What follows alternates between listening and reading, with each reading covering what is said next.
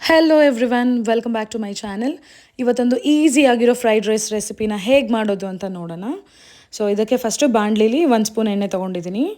Then ಸ್ವಲ್ಪ crushed garlic ಹಾಕ್ಕೊಂಡಿದ್ದೀನಿ, ಅಂದರೆ ಬೆಳ್ಳುಳ್ಳಿ.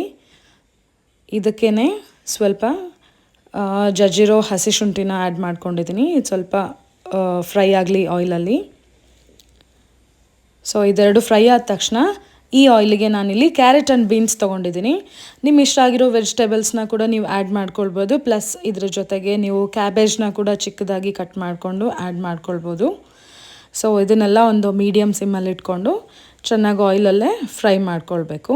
ಸೊ ಇದನ್ನು ಆಯಿಲಲ್ಲೇ ಫ್ರೈ ಆಗಬೇಕು. ಇದಕ್ಕೆ ನಾವು ಎಕ್ಸ್ಟ್ರಾ ವಾಟರ್ ಏನೂ ಆ್ಯಡ್ ಮಾಡ್ತಾ ಇಲ್ಲ.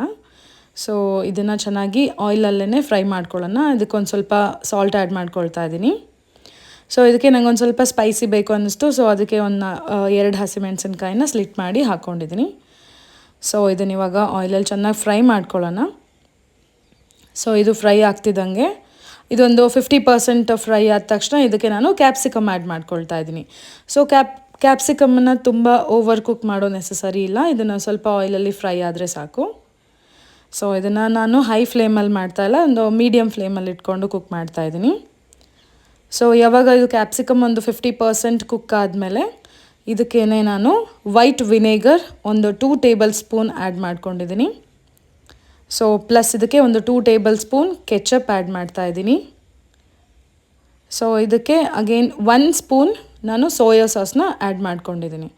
ಸೊ ಇದೆಲ್ಲ ಕೆಚಪ್ನು ಆಯಿಲಲ್ಲಿ ಫ್ರೈ ಮಾಡ್ಕೊಳ್ಳೋಣ ಸ್ವಲ್ಪ. ಈ ಟೈಮಲ್ಲಿ ನಮಗೆ ಸ್ವಲ್ಪ ಉಪ್ಪು ಇನ್ನೂ ಸ್ವಲ್ಪ ಬೇಕಿದ್ದರೆ ನಾವು ಹಾಕ್ಕೋಬೋದು. ಸ್ವಲ್ಪ ಶುಗರ್ ಕೂಡ ಆ್ಯಡ್ ಮಾಡ್ಬೋದು, ಅದು ಒಂದು ಸ್ವಲ್ಪ ಸ್ವೀಟ್ನೆಸ್ ಕೊಡುತ್ತೆ, ಪ್ಲಸ್ ಒಂದೊಳ್ಳೆ ಟೇಸ್ಟ್ ಬರುತ್ತೆ. ಬಟ್ ನಾನು ಆ್ಯಡ್ ಮಾಡ್ಕೊಂಡಿಲ್ಲ, ಆಪ್ಷನಲ್ ಅದು ಇಲ್ಲಿ. ಸೊ ಕೆಚಪ್ಪನ್ನು ಸ್ವಲ್ಪ ಫ್ಲೇಮ್ ಕಡಿಮೆ ಮಾಡಿ ನಾನು ಫ್ರೈ ಮಾಡ್ಕೊಳ್ತಾ ಇದ್ದೀನಿ ವೆಜಿಟೇಬಲ್ಸ್. ಆ ಕೆಚಪ್ನೆಲ್ಲ ಸ್ವಲ್ಪ ಹೀರ್ಕೊಂಡ್ರೆ ಅದು ಟೇಸ್ಟ್ ಚೆನ್ನಾಗಾಗುತ್ತೆ. ಸೊ ಇದನ್ನು ಫ್ರೈ ಮಾಡ್ಕೊಳ್ತಾ ಇದ್ದೀನಿ.